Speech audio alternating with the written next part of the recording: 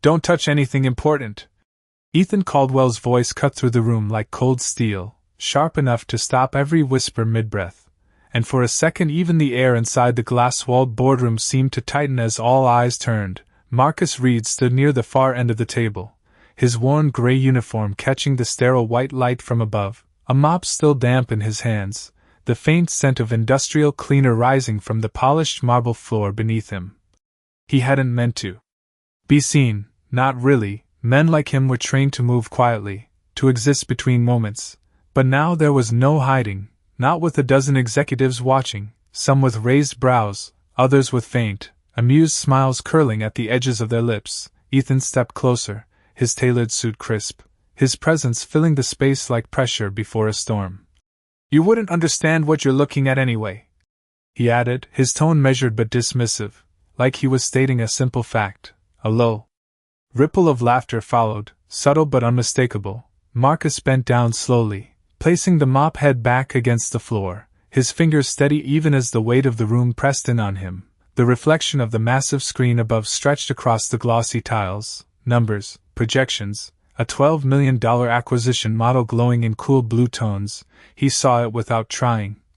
Patterns didn't leave you once you learned how to see them. Not really. His eyes lingered for just a second. Too long, then he straightened, not fully, just enough. That model.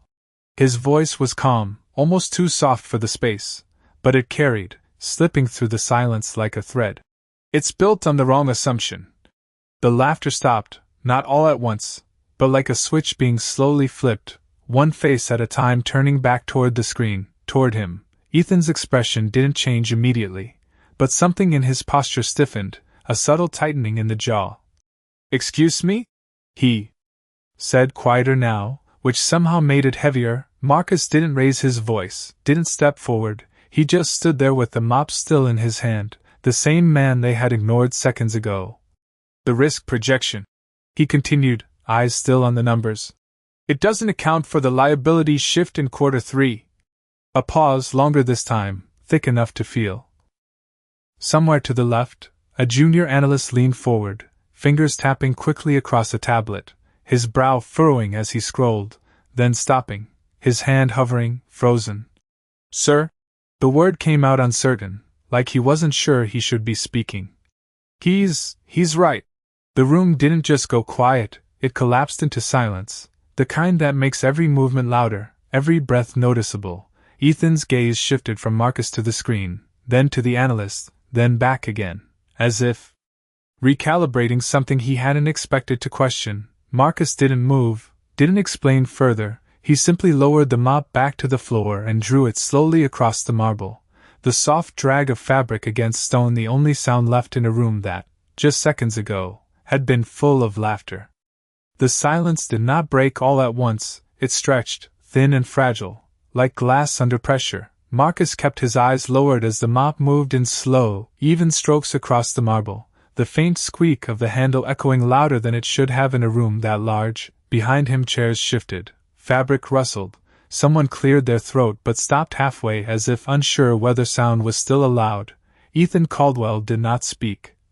Not immediately. He stood at the head of the table, one hand resting near the edge, fingers tapping once, then still, his gaze locked on the projection as if seeing it for the first time. The numbers had not changed, but something about them had, the confidence in the room, the certainty. It had cracked.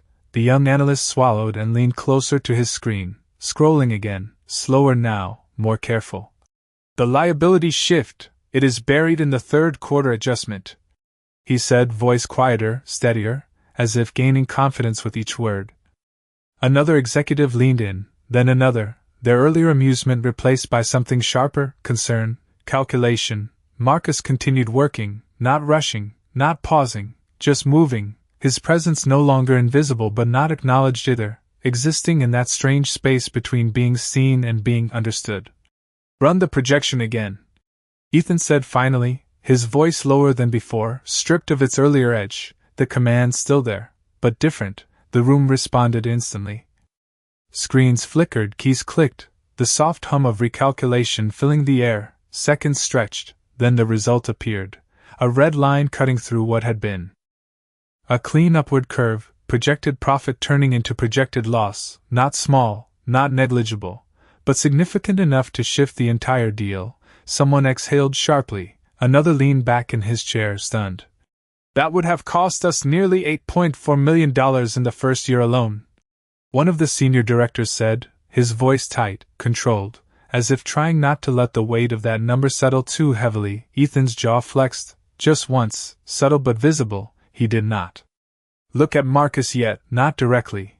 His focus remained on the screen, but his posture had changed, the certainty that once filled his frame now replaced by something more measured, more cautious. Marcus reached the far end of the room and paused, adjusting the bucket slightly with his foot, the wheels clicking softly against the floor. He did not look up, did not wait for acknowledgement.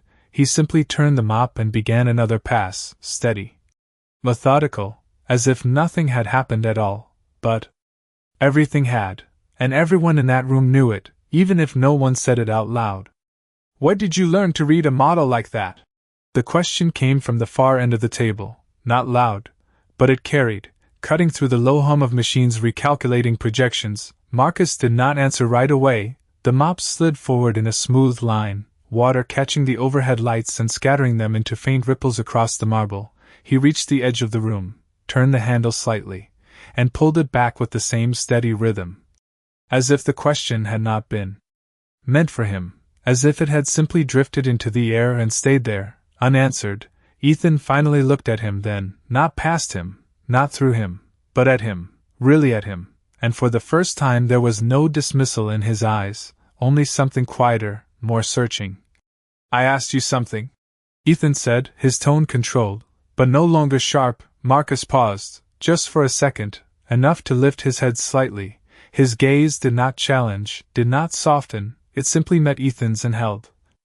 I used to work with numbers, he said, his voice calm, unembellished, the kind of answer that gave nothing extra and took nothing away. A faint shift moved through the room, subtle but noticeable, like a current passing under still water. One of the senior executives leaned forward, studying Marcus more closely now, not as a background figure but as a variable they had not accounted for.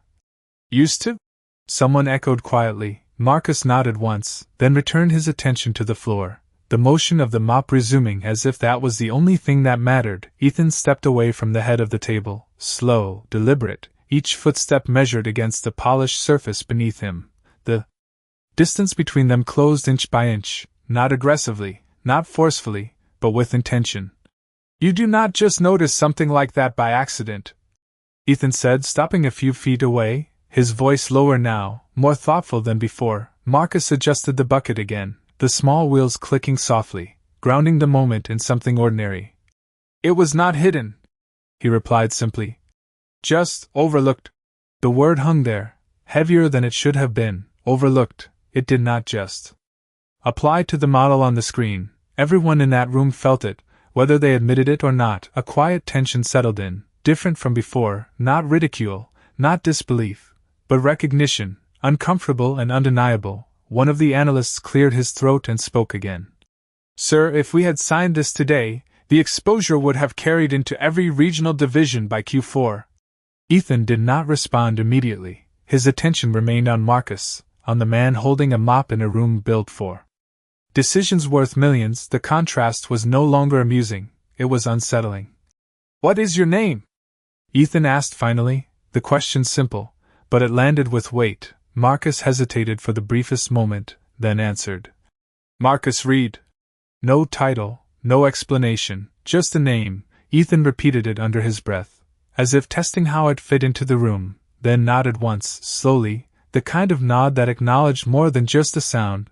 Behind them the screen still glowed, the red projection line unmoving, a quiet reminder of how close they had come to something irreversible. Marcus turned slightly and continued working, the soft sound of the mop returning, steady, grounded, as if nothing about him had changed, even though everything around him had. Why were you really let go? The question did not come from Ethan this time. It came from one of the older executives near the center of the table. His voice careful, almost cautious, like he understood that something about this moment was no longer ordinary. Marcus slowed his movement just slightly, the mop tracing a thinner line across the marble before he stopped altogether, not abruptly, but with intention, like a man deciding whether a door should be opened or left closed. The room leaned into the silence without meaning to. Even the faint hum of the ceiling lights seemed to recede. Marcus rested both hands on the top of the handle. His fingers steady, his posture straight but unassuming. "A mistake," he said, the word simple, but it did not land lightly. Ethan's eyes narrowed just a fraction, not in suspicion, but in recognition. "Whose mistake?" Ethan asked, his voice lower now. "No edge, just wait." Marcus looked down briefly, not to avoid the question, but as if aligning something inside himself before answering. "It depends on who you ask," he replied, then lifted his gaze again, meeting Ethan's eyes without challenge, without fear, just clarity. A subtle shift moved through the room, the kind that happens when people realize there is more beneath the surface than they first assumed. One of the analysts glanced back at the projection, then at Marcus, then back again, as if trying to reconcile two versions of reality that did not seem to fit together. Ethan took another step closer, the distance now small enough that the reflection of both men could be seen side by side in the polished floor, one in a tailored suit, the other in a faded uniform, the contrast no longer symbolic, but undeniable. "You said the model was overlooked," Ethan continued. "What else did we miss?" The question lingered, heavier than any before it. Marcus did not answer immediately. His eyes shifted once more to the screen, to the red line cutting through projected profit like a quiet warning, then to the faces around the table, each one waiting now, not out of authority, but out of need. He exhaled slowly, the kind of breath that carried both patience and restraint. "The structure assumes stability," he said finally, his voice even, measured.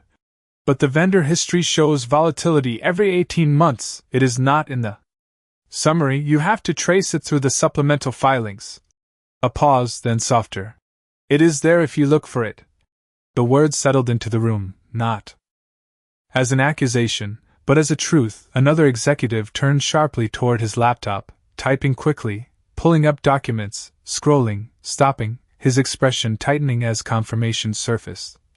"He is right again," the man said under his breath, more to himself than anyone else. Ethan did not move for a moment, his gaze fixed, not on the screen this time, but on Marcus, studying him in a way that went beyond curiosity, beyond surprise, something deeper, something closer to understanding, the kind that does not come easily. Marcus lowered his eyes once more and resumed his work, the soft glide of the mop returning, steady, grounded, unchanged, as if the weight of the room had no claim on him at all, but it did, and everyone could feel it now, the quiet shift of power, not loud, not declared, but real and irreversible.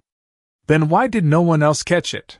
The question came sharper this time, not mocking, but edged with something closer to frustration, the kind that follows realization. Marcus did not look up immediately. The mop slowed, then stopped, the damp fabric resting against the marble as if the motion itself had reached a limit. The room felt tighter now, not from arrogance, but from the weight of what had already been revealed. People shifted in their seats. No longer comfortable, no longer certain. Ethan's voice followed, quieter but more direct. "You are telling me this was all visible, and we missed it?" Marcus lifted his head slightly, his expression unchanged, not defensive, not proud, just steady. "You did not miss it," he said, and the distinction hung in the air before anyone could react. "You chose not to look where it was." A pause followed, longer this time, heavier. One of the executives leaned back slowly, the leather chair creaking under the shift, as if trying to create distance from the implication. Another stared at the screen, jaw tight, scrolling through data that now felt less reliable than it had minutes ago. Ethan's eyes did not leave Marcus.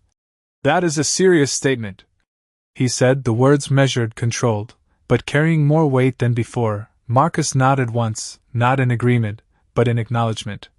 "So is an $8.4 million loss," he replied calmly, and the room absorbed it, not as a challenge, but as fact, undeniable and precise, the kind that does not need to be raised in volume to be heard. A faint exhale came from somewhere near the back. Someone whispered something under their breath, but it did not carry, it did not matter. the focus remained fixed. Ethan took another step closer, now standing within arm's reach, not towering, not imposing, but present, fully present. "You speak like someone who has sat at this table before," he said, not accusing, not dismissing, just observing. Marcus's grip on the mop handle loosened slightly, then settled. Again, his shoulders remained relaxed, but there was something in his stillness now, something that suggested memory, not tension. "I have seen tables like this," he answered, choosing his words carefully, as if each one had a place and he would not let them fall out of order. The executives exchanged brief glances, silent conversations passing between them, pieces beginning to align in ways they had not expected. Ethan studied him, longer this time, searching not for contradiction, but for confirmation. "And yet you are here," he said, not as a question, but as a statement that demanded one. Marcus looked down once more, the reflection of both men still visible in the polished floor, distorted slightly by the thin layer of water beneath the mop. "People end up where decisions place them," he said quietly, and for the first time, the words did not just describe a situation, they revealed it. The room did not react outwardly, no one spoke, no one moved, but the shift was there. Unmistakable, something had turned, not in volume, not in spectacle, but in understanding, and it could not be undone. No one spoke after that, not because there was nothing to say, but because every word now felt too small for what had settled in the room. The screens still glowed with their quiet warnings, the red projection line unmoving, a silent witness to what had almost been signed into reality. Marcus moved again, slow, deliberate, the mop gliding across the marble as if restoring something invisible beneath the surface. The faint reflection of the overhead lights shimmered with each pass, soft and steady, a rhythm that did not match the tension held in every chair around him. Ethan remained where he stood, close enough now to hear the subtle shift of fabric as Marcus adjusted his grip, close enough to notice the calm in his movements, a calm that did not come from ignorance, but from something deeper, something practiced, the kind that only comes from having nothing left to prove. Ethan exhaled slowly, the sound barely audible, but it carried in the silence. "Stay," he said, not as an order, but as a request that surprised even himself. Marcus paused, just for a moment, not turning, not reacting outwardly, but the stillness spoke. The room seemed to lean in again, waiting. Ethan continued, his voice quieter now, stripped of the authority it had carried before. "I want you to walk us through it." The words landed differently than anything he had said earlier, not dismissive, not controlling, but open, uncertain in a way that did not belong to the man who had entered the room at the beginning of the meeting. Marcus slowly lifted the mop from the floor, letting the last drop of water fall back into the bucket with a soft echo. He turned then, not fully, just enough to face the table, the people, the space that had shifted around him. His eyes moved across the room, not lingering, not searching, just observing, as if measuring whether this moment was real or just another passing interruption. One of the executives straightened in his seat, another closed his laptop halfway, attention now fully redirected.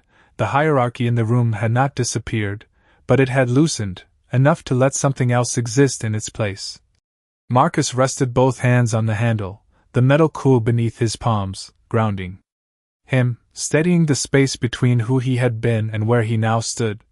"It is not complicated," he said finally, his voice even, almost gentle, the kind of tone that does not demand attention but receives it anyway. The room held still, every eye fixed, every breath measured, the air no longer heavy with judgment, but with something quieter, something closer to understanding, and in that stillness, the distance between a janitor and a room full of executives felt smaller than it had just minutes before, not because of status, but because of truth, simple, clear, and impossible to ignore.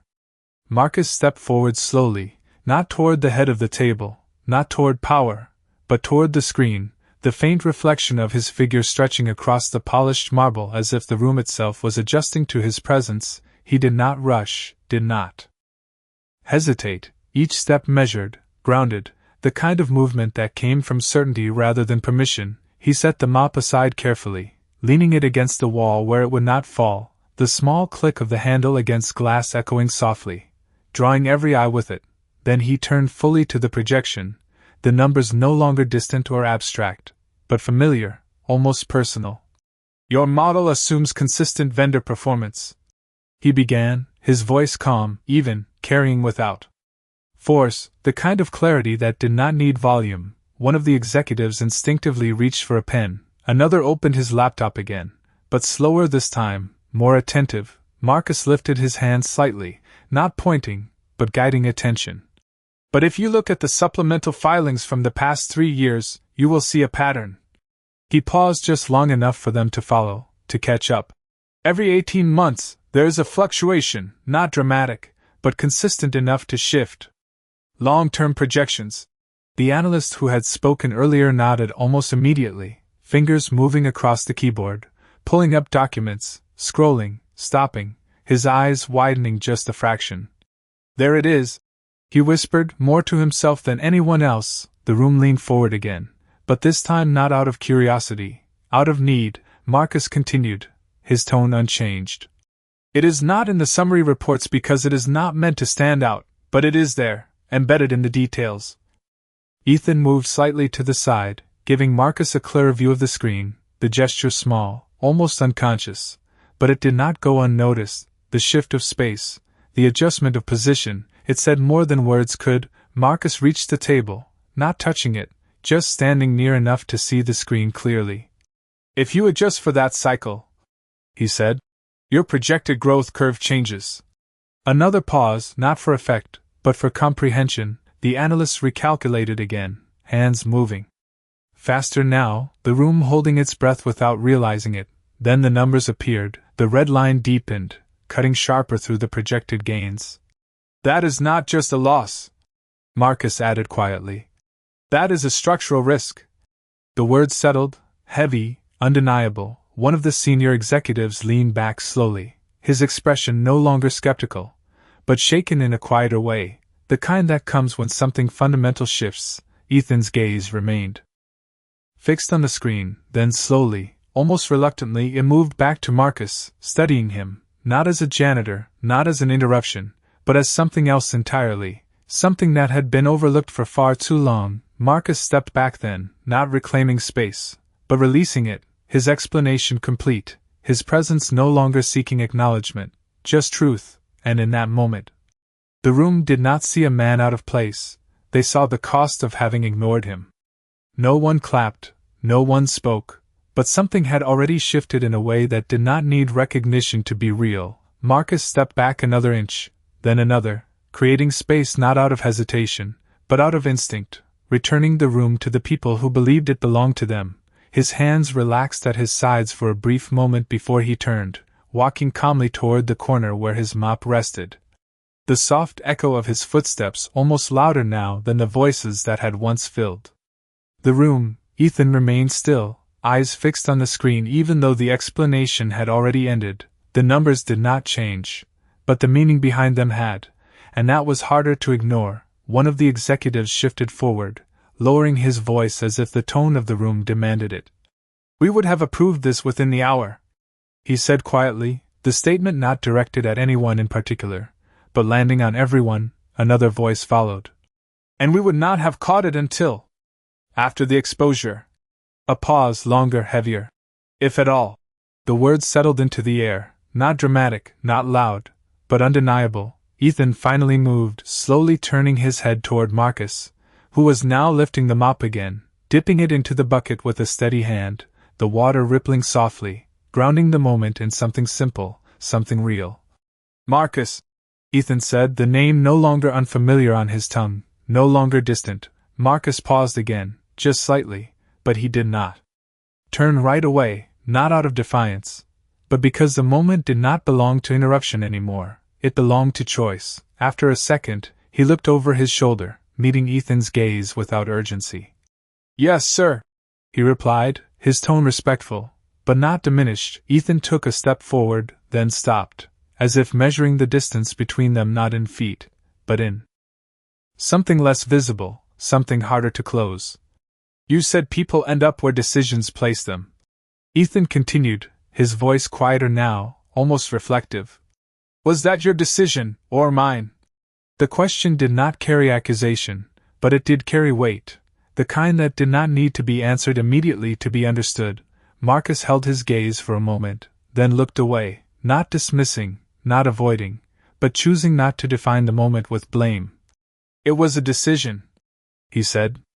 Simply, and that was all, no elaboration, no defense, just truth stripped of anything unnecessary. The room absorbed it, not as an answer, but as a mirror. Ethan's expression shifted, subtle, but real, something behind the authority, behind the certainty, something more human, more aware. He glanced once more at the screen, at the red line that now felt less like a mistake and more like a warning that had almost been ignored. Then back at Marcus, who had already turned away, pulling the mop across the marble once more, steady, unchanged, as if the weight of the moment did not belong to him, but to everyone else in that room. And for the first time since the meeting began, no one laughed, no one spoke, because they all understood something they had not seen before, and it was not the numbers that made the room go silent, it was him. The room did not return to what it had been, it could not. Something too quiet and too clear had settled into the space between polished wood and glass. Marcus moved with the same steady rhythm, the mop gliding across the marble in slow, even strokes, each pass leaving behind a surface that reflected more than light. Ethan stood where he was for a moment longer, then finally stepped back, not in retreat, but in recognition. The distance he created now felt intentional, measured. He looked around the table, at the executives who no longer held their earlier certainty, at the screens that still displayed numbers now stripped of illusion. "We are not signing this today," he said, his voice calm, controlled, but different. It did not command the room, it acknowledged it. Heads nodded slowly, no resistance, no argument, just agreement shaped by what had already been revealed. One by one laptops closed halfway, pens rested on paper. The meeting had not ended, but it had changed direction, and everyone knew it. Ethan's gaze returned to Marcus, who had reached the far side of the room again, adjusting the bucket slightly as the wheels clicked against the floor. A small sound, but clear in the silence. "Marcus," Ethan said again, the name now carrying weight that had not existed before. Marcus paused, just enough to acknowledge, but he did not turn immediately. The moment stretched, not uncomfortable, but full. Ethan took a breath, slower this time, as if choosing his next words with care. "If you had been sitting at this table today," he said, "this mistake would not have happened." The statement was simple, but it held more than admission, it held recognition. Marcus turned slightly, meeting his gaze, not with surprise, not with expectation, just presence. "Maybe," he replied, his voice quiet, but steady. "Or maybe someone would have still chosen not to look." The words were not sharp, not accusatory, but they did not soften the truth either. Ethan absorbed them without interruption, without defense. For the first time since the meeting began, he did not try to correct, did not try to lead. He simply stood there, listening, understanding settling in slowly, the kind that does not arrive all at once. Marcus turned back again, finishing the last section of the floor, the motion unchanged, consistent, as if the work itself grounded everything that had just happened. The executives remained seated, but no one returned to their screens. Immediately, no one resumed casual conversation. The silence now was different, not empty, but full of something unspoken, something shared. Ethan finally stepped away from the table, walking toward the window at the far end of the room, the city stretching out beyond the glass, wide, complex, full of decisions being made in rooms just like this one. He stopped there, looking out, then down, his reflection faint in the glass. No longer as certain as it had been before. Behind him, the soft sound of the mop continued, steady, unchanging. Marcus Reed finished his pass, rinsed the mop one last time, and began to wheel the bucket toward the door, not hurried, not delayed, just moving forward. And as he reached the threshold, he did not look back, not because the moment did not matter, but because it already had. And inside that room, no one spoke, no one laughed, because the silence now was not about numbers. It was about something they had finally seen, and could no longer ignore.